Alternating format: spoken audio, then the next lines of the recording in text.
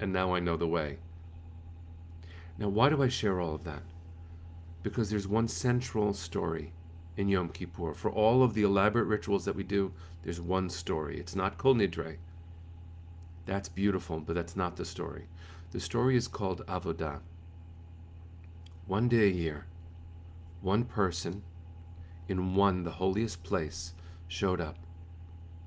The high priest went to the Holy of Holies only on Yom Kippur to pray for everyone, starting with personal forgiveness, then working toward family forgiveness, then communal forgiveness. And we needed it to work, because if the high priest's prayer didn't work, the world would not be okay in the year to come. So the Avodah, this ultimate act of service, is where it all comes to rest. So a long time ago, I wrote a kid's book. It's called, here it is, it's called Avodah. So I thought it would be sweet for me to read to you my Dr. Seuss kind of version of the Avodah story, because this is what I think it comes down to. The work I was trained for, well, it had me quite scared. My family, my people, all watched me prepare.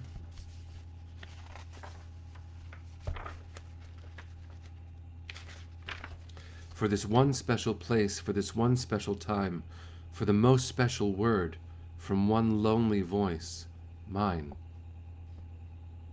That one word, by the way, is God's holy name that only the high priest said on that day. In the moment of deepest vulnerability, the high priest called out directly to God by name. A crimson red sash round my body they'd tie, for fear that I'd fail at my task, that I imagined they'd all be alarmed, rightly so, since the answer to all of our prayers could be no. But I don't think of that. Put it out of my mind. I feel eyes upon me, all this hope, and it's time. All those months of rehearsing to say the great name on behalf of us all, we whose hearts are aflame. There are sacrifices, ointments, and rules to recite, each one so intense, overflowing with light. And I am the vessel? I fear I might break. How much of the sacred can one person take? I'll try, I'll confess, after placing my hands and a knife on a sheep, though I don't understand. But that's not what's important. It's beyond knowing why. I accept that the way to become is to try. So I stand here in white, and I pour out my soul as I beg for forgiveness. For my family, for all of my people, I bow and I fall. I exclaim the impossible sound of the holiest name. Through tears running freely, I hear a great shout. The people are singing. I turn all about, and I stumble around the grand courtyard and cry, as I shake with salvation, and I look to the sky. It's all just a blur, but it's holy and pure. Nothing is certain, but I'm quietly sure that the heavens are glad we are here. We are alive. We know that we matter. We know that we've survived a difficult year, as each one is in turn. This day calls us close to examine and learn. Our time may be short, and there's much to be done. So perhaps there are days when what matters is one person, one place, one encounter, one time. And while this time the voice that was needed was mine, perhaps the next time that one voice will be yours. The challenge that day is to walk through your doors.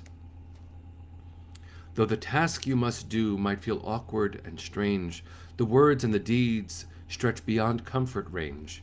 But each has a purpose, and I share, for I've learned that the mystery can only be pierced when you yearn.